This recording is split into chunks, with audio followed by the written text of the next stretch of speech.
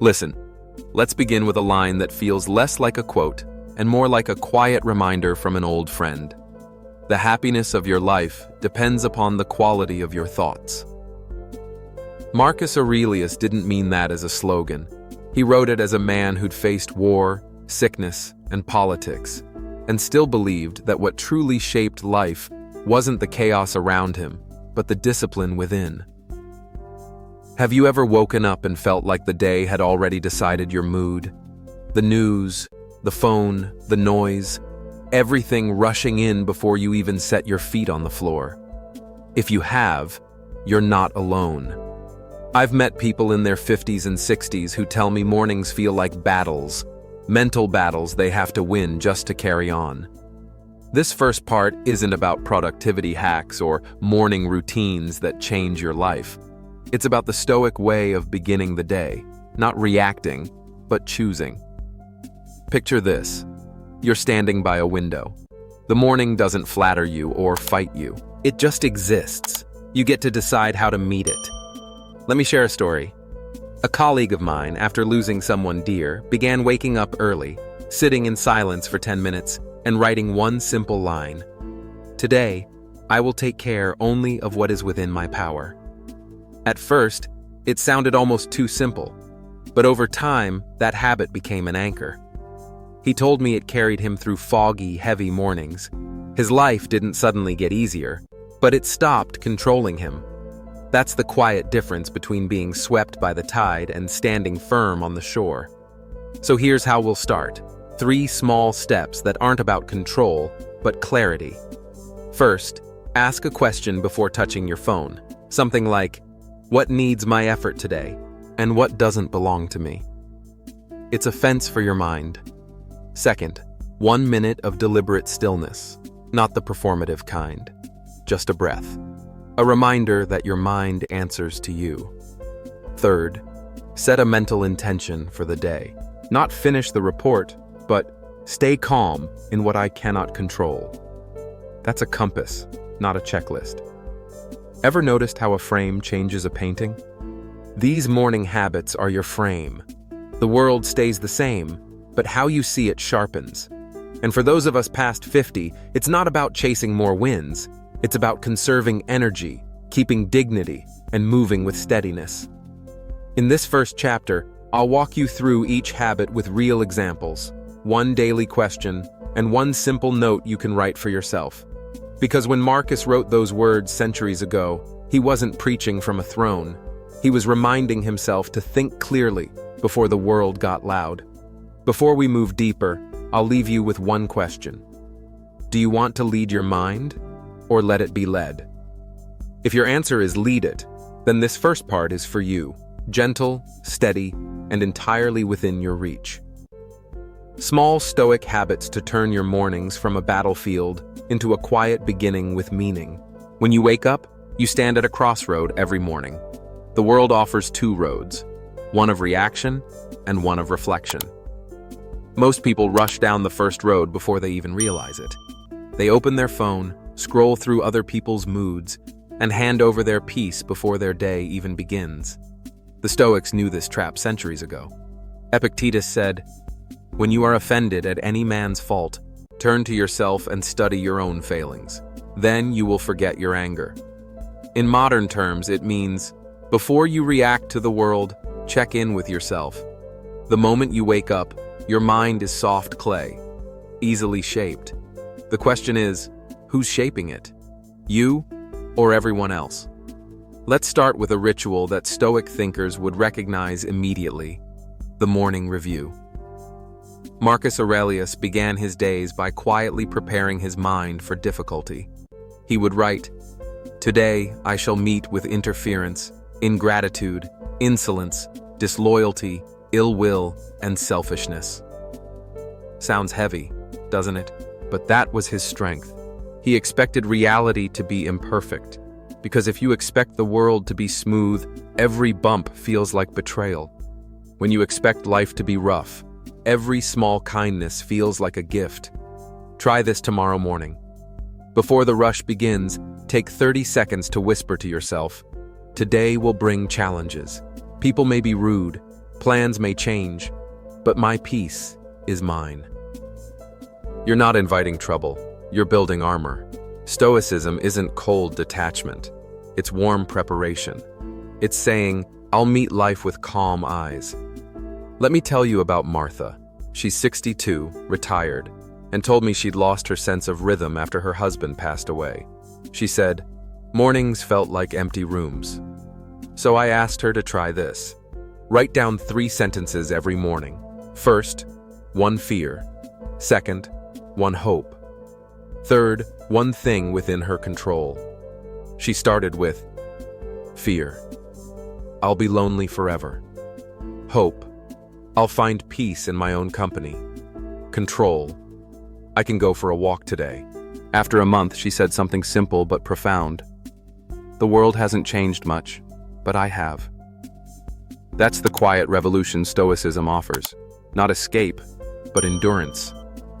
And it begins not with huge acts, but with small, consistent mornings.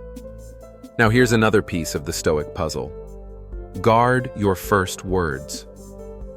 The first thing you say in the morning sets the rhythm of your mind. If the first sentence you speak is a complaint, I didn't sleep enough, or I hate this weather, you've already handed control to emotion. Instead, choose a sentence of power, even if you don't feel it yet. I will move through today with steadiness. I have enough to face what's coming. It's not about pretending. It's about programming. Your thoughts aren't walls. They're seeds. There's a kind of quiet dignity in beginning the day this way. It's what Seneca called the rehearsal of the mind. You're not waiting for peace to appear. You're creating it. Before we move forward, I want to ask you something. What's the very first thing you say or think in the morning? Be honest. Is it helping you or harming you? Leave your answer in the comments. I'd love to read how you begin your day, because awareness is where mastery starts. And if you're finding value in this journey, if this conversation about Stoic mornings is helping you rethink how you wake up, take a second to hit like and subscribe. It helps this message reach others who might be waking up to the same kind of noise, looking for the same kind of peace. Now, let's return to something deeper. The Stoic idea of ownership. You own nothing except your choices. Not your health, not your job, not even your relationships. They're gifts, not possessions. But choice, that's the one thing no one can take. So each morning, ask, what do I actually own today? If you answer honestly, you'll see. It's not the things, but your reactions, your discipline, your calm. When you begin to see mornings this way, they stop being countdowns to duty and start becoming quiet rituals of power. You might still have noise, traffic, and uncertainty, but you're no longer at their mercy. So tomorrow, before you open the curtains, take a breath. Whisper the question, what's mine to shape today? And remember, the way you start the morning writes the tone for the rest of the day. We'll continue this in part 3, where we'll explore how Stoic gratitude sharpens focus, and why appreciation isn't softness, but strength. Until then, keep the calm. The day hasn't begun yet, and that's your advantage. Let me tell you a real story, one that stayed with me for years. There's a man I used to know named Richard, 71 now, a retired firefighter, the kind of man whose hands tell more stories than his words ever could. For most of his life, he lived in noise, sirens, smoke, shouts. When he retired, the noise stopped, but his mind didn't. He told me, I didn't know how to be still anymore. I'd wake up anxious for no reason, like I was waiting for a fire that never came. So I asked him a simple question. What's the first thing you reach for every morning? He laughed, said, my phone. I said, try reaching for silence instead.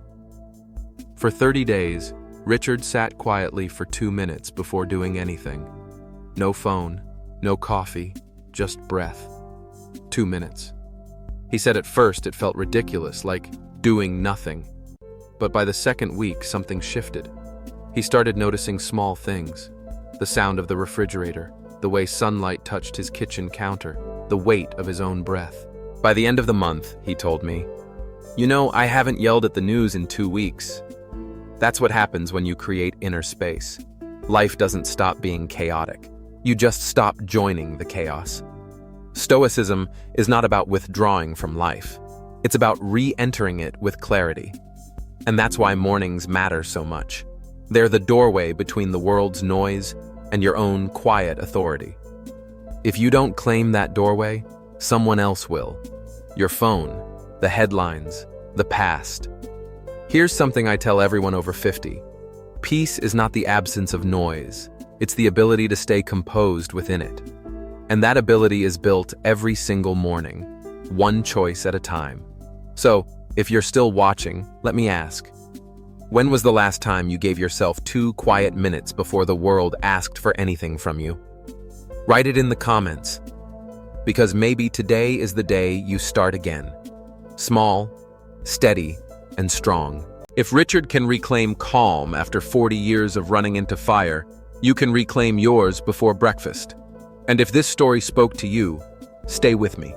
We've only just begun this series on Stoic mornings. The next part will dig even deeper into gratitude, self-command, and what Marcus Aurelius called the morning fortress of the mind. So go ahead, hit like, subscribe, and turn on notifications. Not for me, but for you. As a promise that each week you'll have one quiet moment to return to. Because the truth is, peace doesn't just happen to us. We build it, one mindful morning at a time. There's a quiet kind of strength that builds when you stop rushing your mornings. It doesn't happen overnight. It grows, like muscle built from stillness. I want to tell you what that looks like. A few years ago, I worked with a man named Daniel, 68, former surgeon, brilliant mind but restless spirit. After retirement, he confessed something most people would never say aloud. I don't know how to be useful anymore. Every morning, he'd sit at his kitchen table with the paper, feeling smaller by the day. One morning, I asked him, "Do you ever sit in silence before reading the news?" He said, "Silence? I've avoided it all my life." I told him what Epictetus once taught his students. No great thing is created suddenly. Not peace, not wisdom, not even self-respect. Everything begins in a small pause.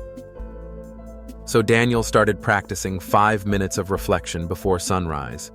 No journaling, no structure, just watching the light change. The first few days, he said it felt uncomfortable, like standing in an empty room. But after 2 weeks, he noticed something. The silence wasn't empty anymore. It was honest. It showed him his thoughts without filters. He said, "I realized I wasn't useless. I was uncentered." That line stayed with me, because that's exactly what most of us are when mornings feel heavy. We're not broken, just uncentered.